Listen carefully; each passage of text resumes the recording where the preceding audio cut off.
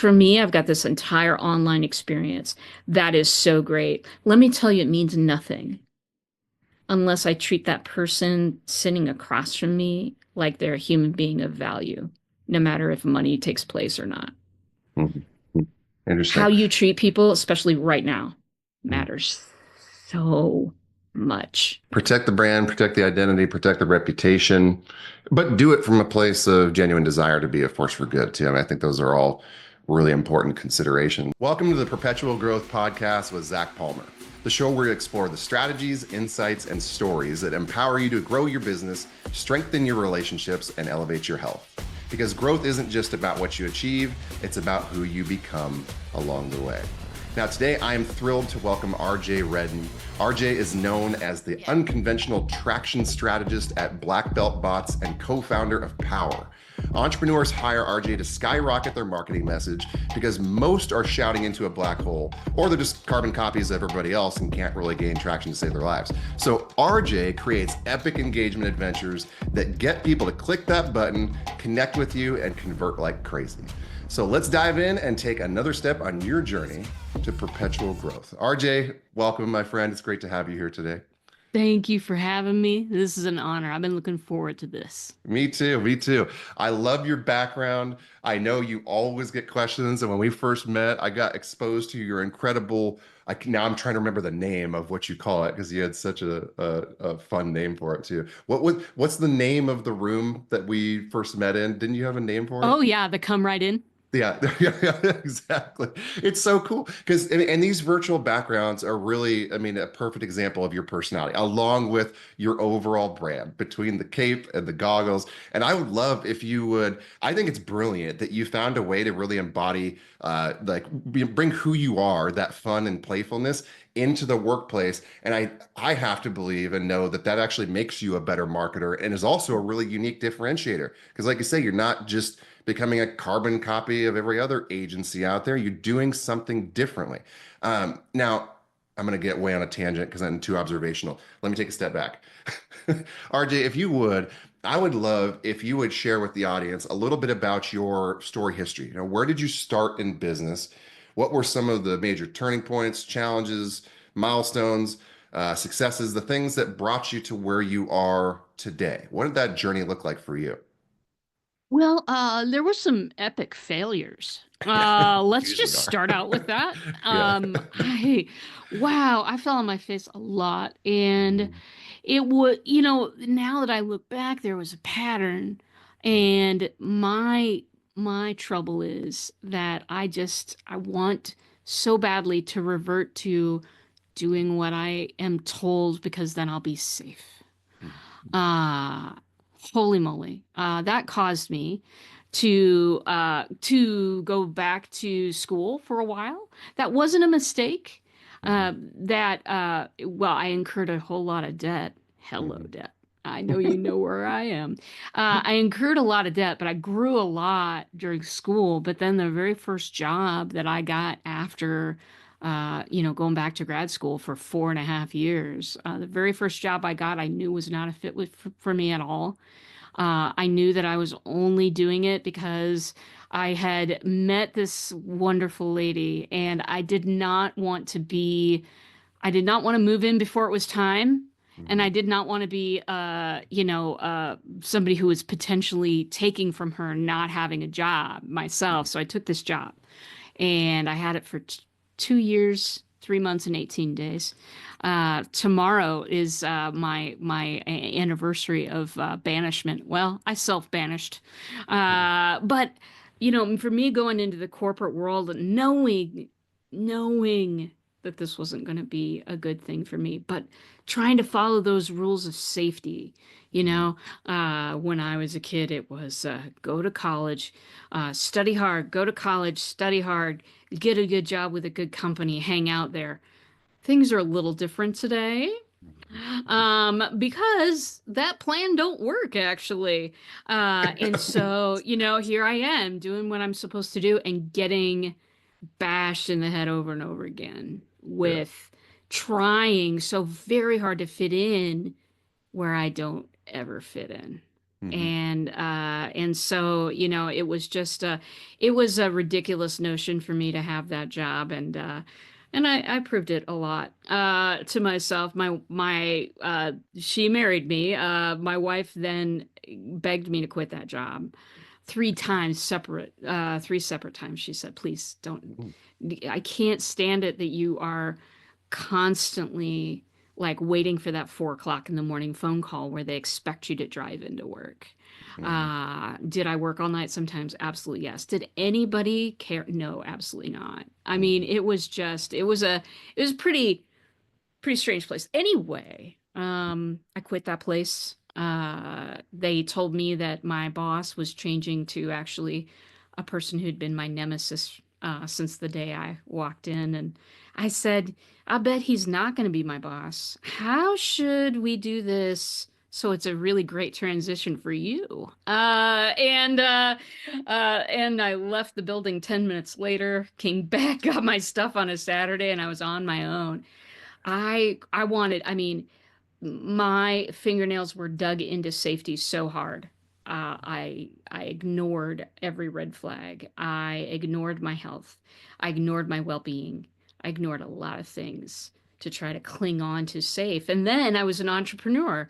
I know how to build websites. Great. I'll start a business from a couch. Fantastic.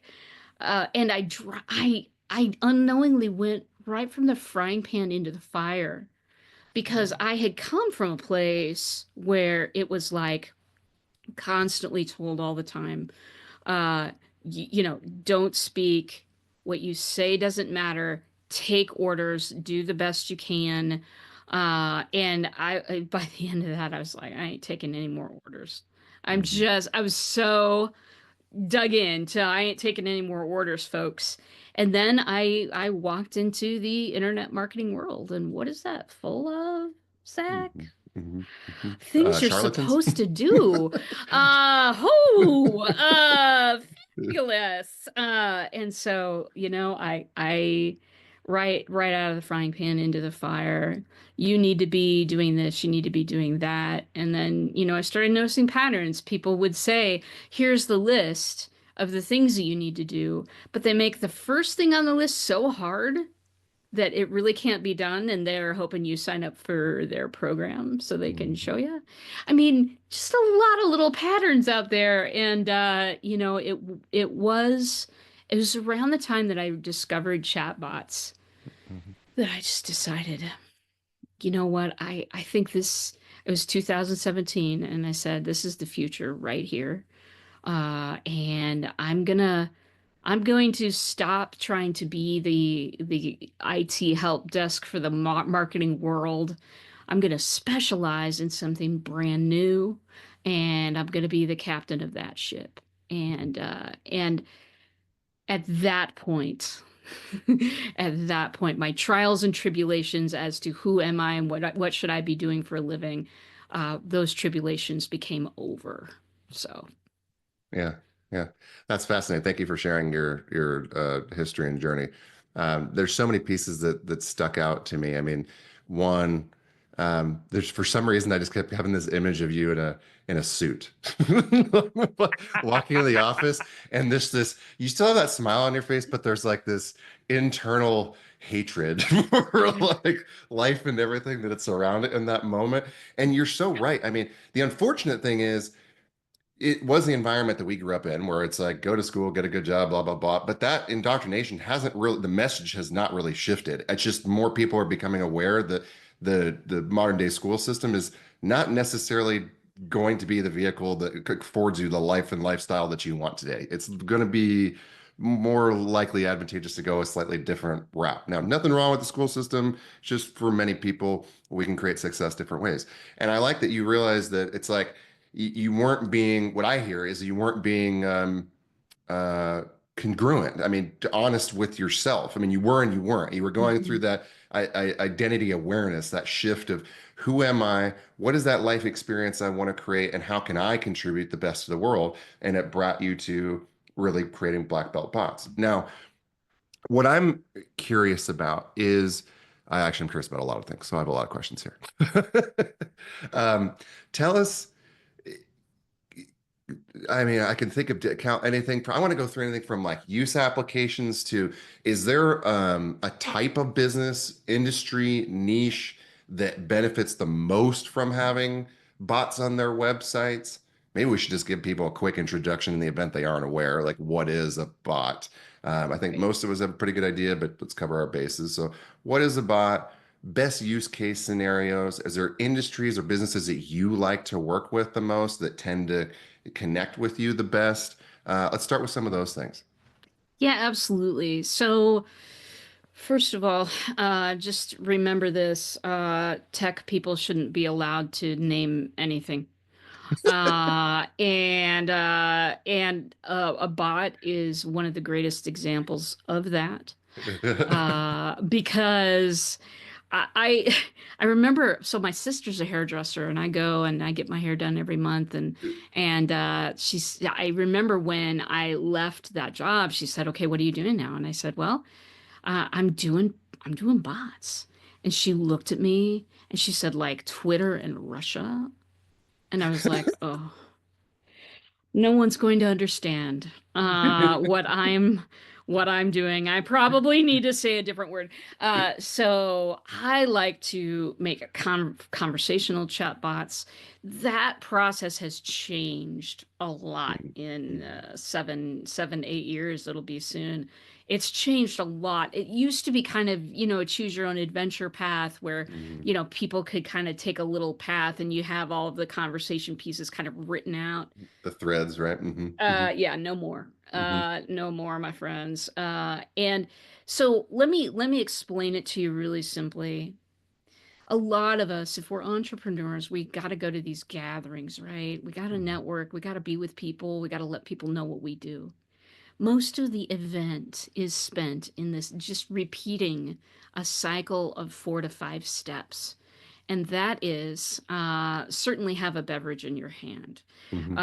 because that will help you either drink it fast and get away, or draw the conversation out. You always have an out if you have a glass, and so you have a glass in your hand. You're standing there. Somebody approaches you, or you approach them. Hey, what do you do? And then you give that rehearsed 17-second spiel. Either you give that one, it's in a holster at the ready with a business card, Hmm. or you get the dreaded long drawn out version of everything they do and how exactly they do it. And then you move on to other questions. You move on to, oh, what do you do for fun? Are you married? Questions about people's family life, questions about where they lived before here. Do they love, these same 7 questions are really, I mean, you just repeat that over and over and over again. Hmm. If you could have a robot stand there and answer the questions and have that be adequate, Hmm. then you would, then, I mean, because you do all of that, you probably meet 10 people, probably 2 of those business cards are pretty good.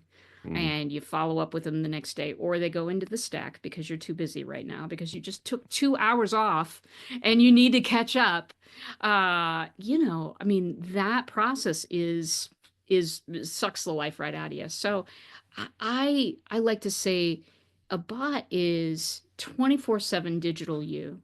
Can have your personality, or I've written bots as light bulbs before. I've written bots as bathrobes before. So it can have a personality. It can make people laugh. It can be super professional. It can be whatever you want it to be.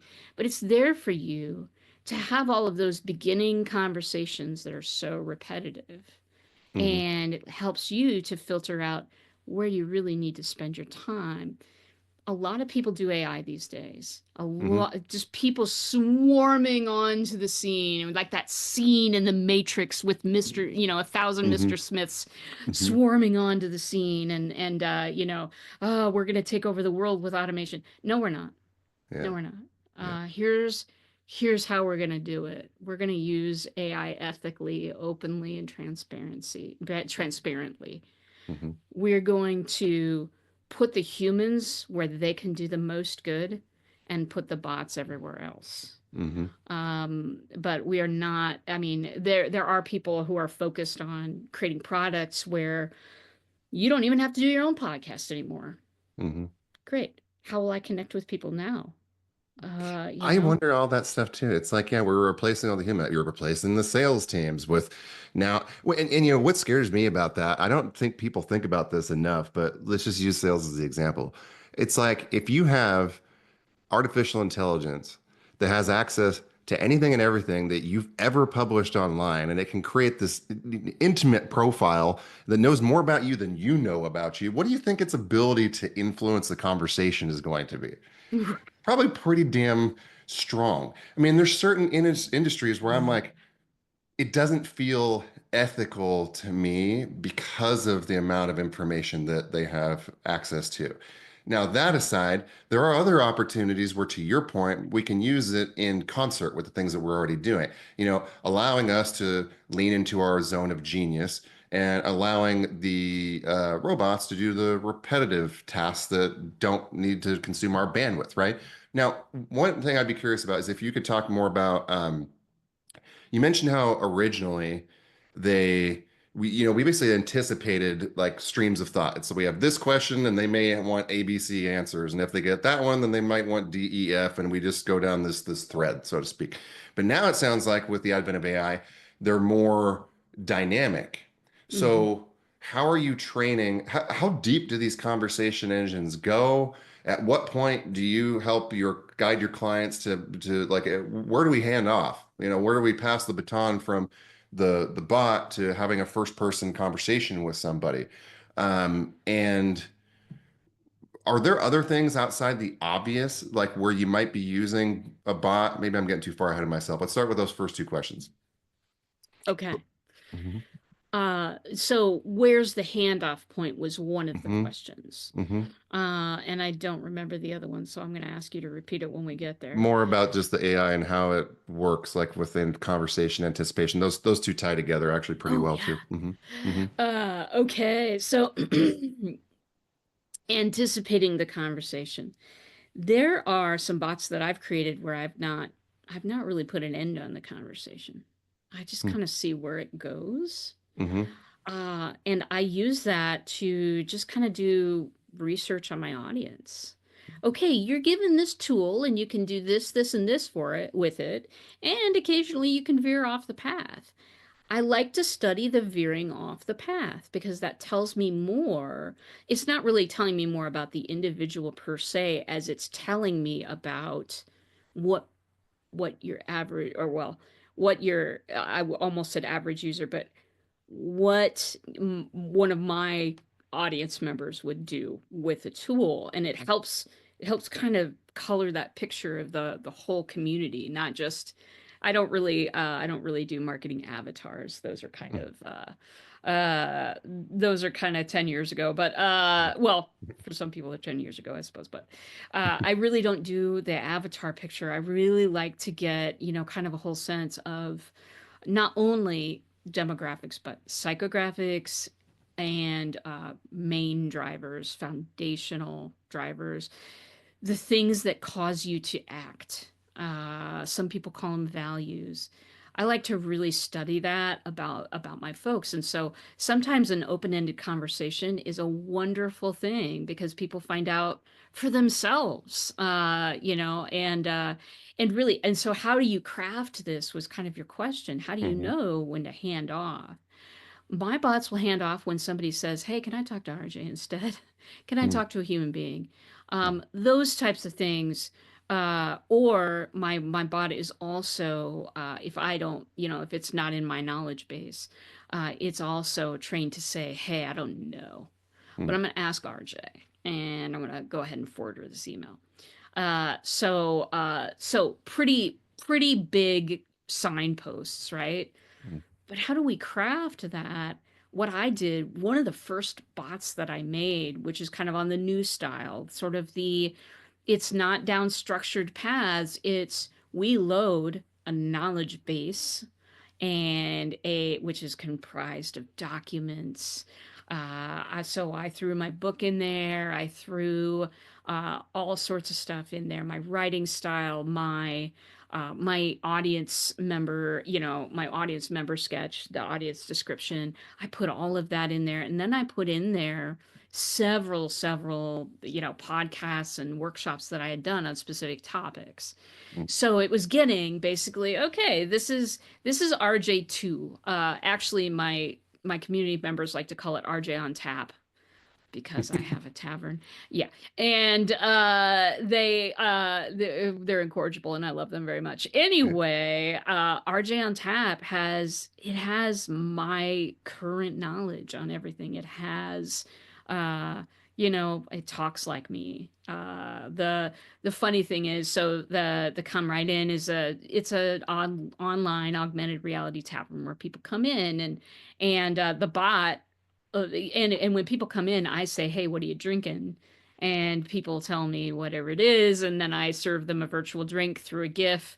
Uh, when you happen upon my bot, RJ on Tap, it's going to ask you what you're drinking, and so filling it with that, and then seeing kind of where do people go, what kinds of questions do they ask, and then refining based on audience input. So that was one of the first ones that I built, and it was a lot of fun. While I was testing it, Zach, I was testing it to see if somebody coming through an emotionally hard time was coming into this thing. What would the bot say back? My bot actually stepped around the bar and gave me a hug. That was a weird moment. Um, That's but funny. I also kind of learned some things about myself, but putting that, we're saying we're basically attaching a whole brain to something instead of sketching out the conversation. We're attaching a finite brain to that, and a lot of times I'll connect mine to Perplexity if search is needed through the conversation. Hmm. uh Not Google anymore. Moved on to Hmm. Perplexity. But yeah, so that's kind of, I have my standard handoff points, which are I've run out of information and I don't know, or the human involved says, "Can I just talk to RJ?" Sure, here's her calendar. Is how that bot answers RJ on tap. But it's really okay. Here's an analogy that I think that will be pretty understandable. So, long time ago, in a land far away, I did plays, theater, and there's all these people behind the scenes, the actors and the light people and the prop people and all these people creating things. And it all comes into one sort of big creation. And there's one person called the director. And that director says, "I need you to paint that prop purple because it's not showing up in the lighting that I have." And then the prop person goes and repaints. And then there's something over here. "Hey, I need you to play that scene a little bit more dramatically because the scene before you was a little boring, and we need to pump things up." It's a person back curating all of the things that are being created. We are all becoming directors in our own right of our client journey. And instead of just working on our own craft, I'm holding a hammer right now. I don't know if you knew that, but I'm going to work on my own craft, pay attention to my own stuff, and hand in my own stuff because that's how they said it should be. We're becoming that person in the audience, going, "Yeah, I don't like the way that's going. Let's make that. Let's refine and make it better." So that's a great analogy too. I mean, I like the idea of the director. And what I find interesting, I have so many questions now, Okay. because you had talked a little bit in the beginning about somebody that can either become RJ. We provide it with as much data and inputs that revolve around you as possible, so that it can match mirror model. But then you also gave some other like outlandish examples, from like the light bulb to the robe, and so few questions is, one, if I'm a consumer, or excuse me, not a consumer, if I'm a business person that's considering implementing bots, is it wise to start aggregating as much of these materials that reflect me as possible right now? Is that a must? Is it unnecessary? Is that also conversational? Because maybe you decide to go a different direction altogether and you model the light bulb, right? Like how are you determining What what do to business build. owners need to know? What questions do they need to be asking if they're considering utilizing this tool? And what are the most prominent use case scenarios? Because I know we're talking about the context of lead generation, which is still going to lead to one more question, but at least. So we'll start with those. So what do business owners need to know if they're going to incorporate bots, Hmm. chatbots into their lives, into their Hmm. businesses? And who's a good fit S- for to begin with? Like who should be using it? Hmm. Anyone who wants to maximize their time doing what they love doing Hmm. and minimize their time doing repeatable tasks should think about bots. Okay. Um, Bots can represent you where you want them to represent you. We talked about lead generation. There's also a huge VIP customer service aspect of it. Hmm. If I'm a coach and I've got some people who paid me real big bucks to be in a program, you bet I'm going to incorporate a 24/7 bot. They know it's a bot. They know I'm not sitting at my desk. Hmm. But they are covered 24/7 with, something that it doesn't think exactly like me. I mean, who Hmm. could? But Right. so for customer service, it can be huge. So, but the biggest thing that I think, and the biggest question that you have to know the answer to, please know the answer to this. If you don't know the answer to this, please help. Please get some assistance with it. And that is who your people are. I'm not talking about I'm not talking about Jackie the nurse, 33 years old, white picket fence, 2.5 children, and is the coach of the soccer team. Hmm. I don't care about any of those things. I care why she decided to become a nurse. I care why she decided to have children. It's not cut and dried that people have children anymore. So, what was it that made that decision? I care about why you acted. That's what I care about.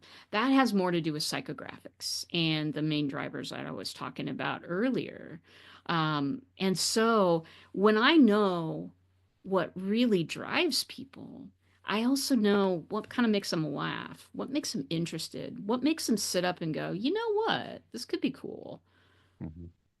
That's that's when I know, I called it my ideal aligned audience because I also want to align. Hmm. I want to have some of the same values and ways of thinking that my audience has as well. I'm kind of a type B personality. Working with type A personalities is very frustrating for them. And so, and their expectations, right? Like Yeah. I have walked on, I'm on a website. I expect to see, certain things. So, finding those ideal aligned clients and knowing what makes them laugh, what makes them act. What is that emotion that leads to a decision that leads to an action? Hmm. When you know that well, the rest of the stuff, including the bots, including the automations, including AI, including everything, you can align that to that structure. It's so much easier to design things when you're starting with the right crayons. Hmm. If that serves as an analogy, I'll have to work on that one. It does. What I want you to talk to me about is the kind of what I'm going to generalize as the big picture, and let me explain. Because bots are a very specific tool in an overall ecosystem of different potential marketing vehicles and, to your point, customer experience tools, and the list goes on. So, I mean, that's cool because you gave me one use case that I hadn't even thought about, which is pretty unique. Um, but it also makes me wonder, do you play well with others? And here's what I mean by that. And I know personality wise, I know you do, but how do you navigate it? Do you are you building websites? Are you doing pay-per-click campaigns and funnels and all this other stuff? And bots is your primary zone of genius and expertise? Or are you just focusing on the bots and then you work and collaborate with other experts to do those other things? Like, where do you create that sense of continuity because I have to imagine that a bot could end up as a very siloed tool if it's not integrated as a part of the big picture and used effectively. Is this making sense? This question making Totally. sense to you? Okay. Yeah, I'd love if Totally. you'd speak to that a bit. Yeah, you bet. So what I what if somebody said you got to sum it into what in a one word what exactly it is that you do? I do engagement. Mhm, I use bots. I mhm, use augmented reality. I use AI. I use them sometimes all three in one instance. What I am getting, what I want to get is actual interaction between a human being and a business that is valuable to the human being and potentially profitable to the business. mhm, And for me, it's not just, that person bought something for 10.95. Yay. I'm a person and I work really well with people who want to form relationships with people as opposed to just, hey, pay me or I'm going to spam you 5 times a day until you get off my list, mhm, sort of what some folks tend to do. So how do I integrate those things? It's by it's by sitting down with people and asking a whole bunch of questions, some of which are totally none of my business. But getting that picture of that human being, sometimes human beings come to you and they're complaining of something that is not the real problem. Have you ever run into that? mhm. Oh, every time. No, it, it's really funny because I used to say this from stage all the time too. I mean, people would be like, I just don't know what to do. Here's my problem. And then they tell you their problem and they're telling you exactly what they need to do to overcome and solve their problem over the course of telling you the problem. I'm Mm-hmm. like, Mm-hmm. you're good. Let's take a step back. The problem is the solution. Like it's what is that old saying? The obstacle is the way. Yeah, great book. Yeah. Obstacle is the way. Um, Anyhow, I love that. I love that point and idea too. Where what I'm wondering is if so. I mean, there's one use case where it's optimization. I guess I could say is we're removing those repetitive tasks that we don't need to be doing. There's another where we can enhance our outreach and communication and create another tool that's a resource that is a reflection of who we are. Yeah. And then there's also ways to enhance the customer experience by providing a resource that's, on and alive 24 hours a day, 7 days a week. So even if you can't get there, at least there's something that we can do to be supporting that, keeping those lines of communication open. Otherwise, how does a business know, like, is there a stage in the game where it's most appropriate to start thinking about and considering utilizing a bot? I mean, maybe it's important to compartmentalize like customer experience versus marketing versus some of those repetitive tasks or conversations. Like, when should people be going, should I consider investing in bots to further enhance any one of those previous conversations? Like, how do you go about asking that question? I'm just not even sure. Trying to figure out a better way to ask the question I'm trying to ask. Yeah, Hopefully, you can no, fill it in totally for get me. it. Okay, Yeah, good. no, Yeah. totally. So for a bot that uses a reasonable amount of AI and does all of the crazy stuff that I like my stuff to do, all of that, you definitely have to have a solid product. You've got to have a solid audience that you're able to, to move that to all of that stuff. When you start talking about technology is always going to come at a premium, that type of thing. But I will say that if you're just starting out in your business, here's the best way to get to a place where you can utilize different types of engagement that I have talked about. And one of those things is, hey, do not be afraid to yank yourself out of the square hole that they're trying to pound that round peg into. Be aware that traditional forms of marketing don't work for everybody. There are some people that they work for. I think that's absolutely wonderful. But if those ways cause you to cringe inside, it doesn't matter. It doesn't Mhm, matter what you do. It's always going to make you cringe inside. mhm, So here's here's what I really need you to do as you're developing what's that solid product, as you're developing your knowledge of your audience, what is the journey of that audience?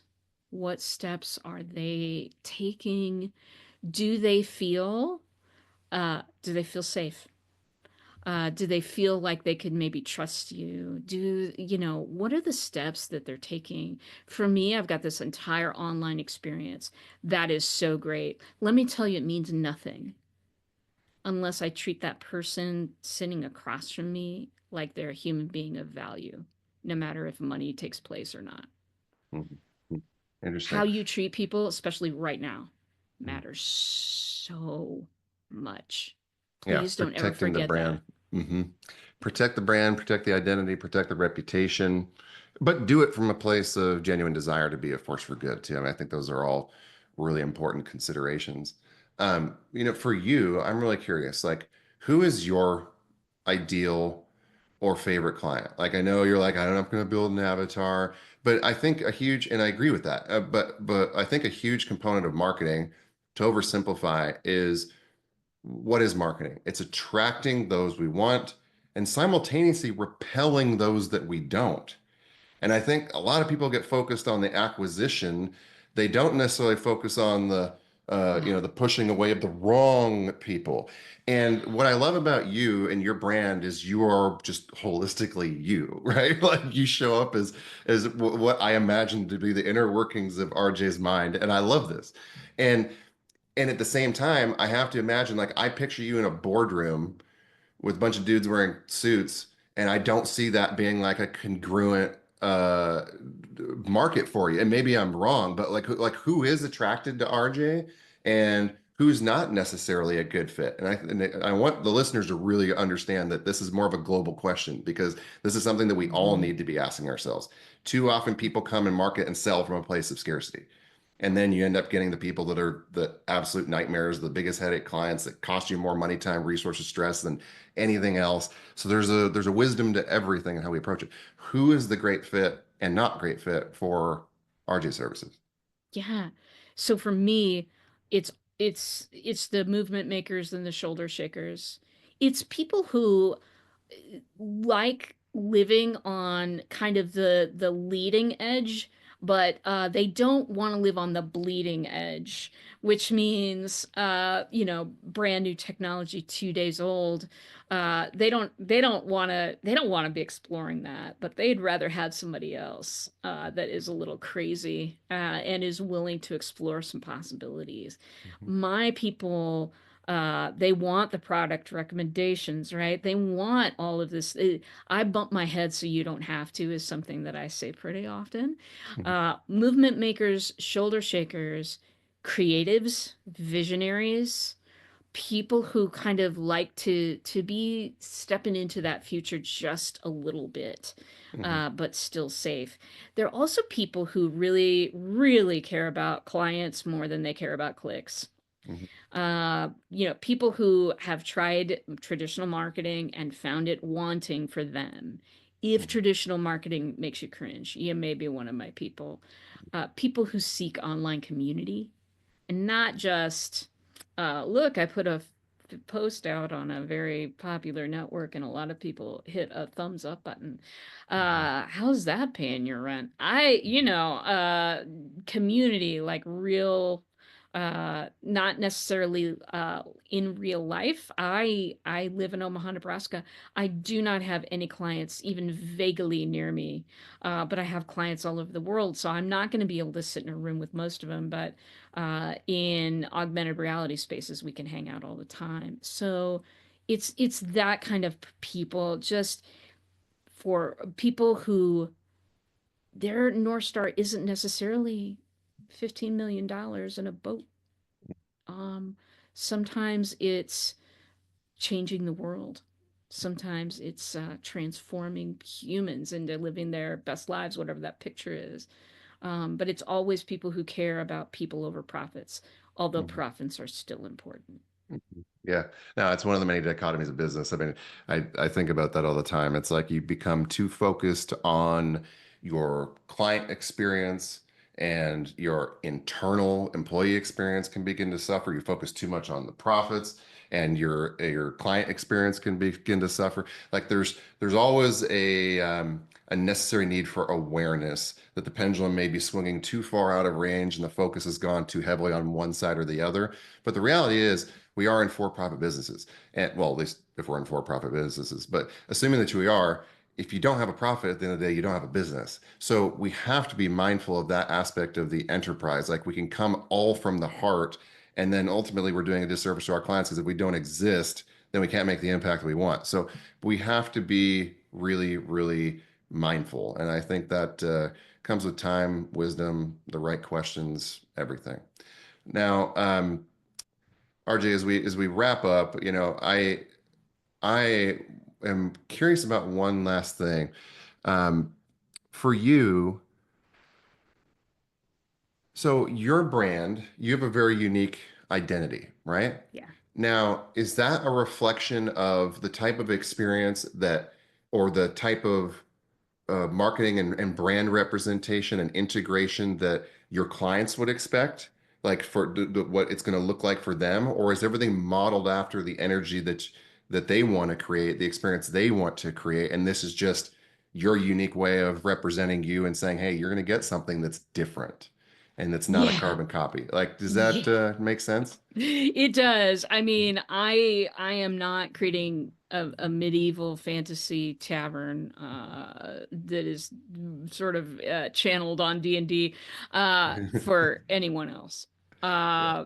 You know, for me, it's about getting down to, hey, what is it that sets your brain on fire? What kind of world can we create for you that you will enjoy and we know that your audience will enjoy as well? There's one lady that I was coaching, and she's just a lovely, lovely human being.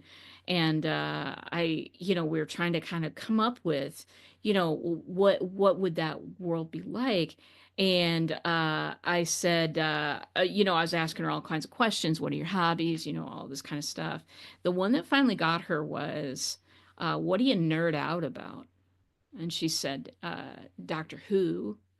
And she's a, photographer. And so when she used to introduce herself to people, they would say, what do you do? And she said, I sell time travel, because when you're looking at a Brilliant. photograph, you're Hmm. traveling back in time, right? Hmm. And so she created this entire story brand around time benders. Mm. It was, and Cool. and how, you could become a time bender, and she had all these, fun, environments and stuff that you could hang out in. Yeah. It was amazing. And all, it just came from, what do you geek out about? Hmm. And so for me, I am always looking for that secret trigger that just makes somebody's heart sing. Hmm. That's just like, what can we do? And more is always possible than you think. To Hmm. me, finding that secret sauce, just like I found mine. This is not what I paid all that money to all those colleges for. I thought I would be, in corporate land or something, which is hilarious now. It's way beyond what I dreamed, is what it is. Hmm. And so helping somebody dream that big is always a pleasure, but it's a different process for everyone. That's a beautiful answer. I love that. Um, yeah, I could explore, I could pick your mind for days. So I'm going to leave it at that here. And I want to thank our audience for spending their time with us on the Perpetual Growth podcast today. And big shout out to RJ Redden for bringing so much value to today's conversation. RJ, where can our listeners connect with you, learn more about what you're working on, pick your brain about how they might be able to utilize and integrate bots into their particular businesses or customer experience strategies? Where can they find you? Absolutely. So you can find me at thecomerightin.com. The come right in has a WRIGHT. That's for the creatives in the audience, those who like to make things, like a shipwright is a shipbuilder. So it's the come right in with a W .com. And there's also a little bot that I use for a lot of fun and a heck of a lead magnet.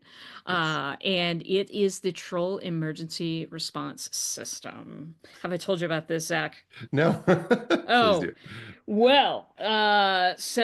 I was looking at a meme my wife had sent me. I am a very short human being. I will not tell you how short I am. I will simply say that I don't have to bend low to walk under tree branches. Anyway, I come from a family of hobbits, apparently.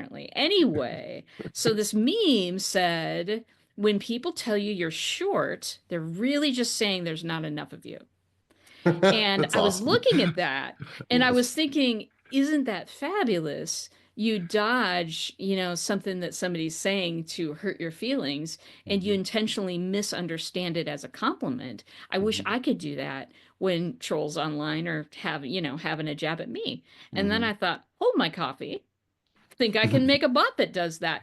The Troll Emergency Response System. I will give you the link. Sweet. That entire thing plus .com or TERS.WTF is where you can find this beautiful thing. And I highly encourage you to try out any one of those things, and I will find you.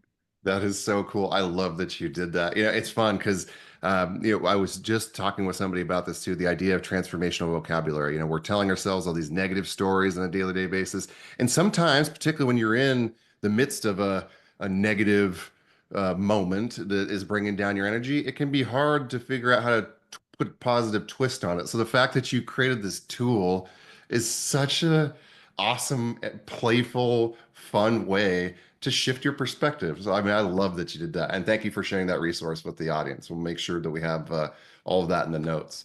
Now, if this episode sparks something for you, don't keep it to yourself. Be sure to share it, subscribe, and leave us a 5-star review to help reach even more people on their growth journey.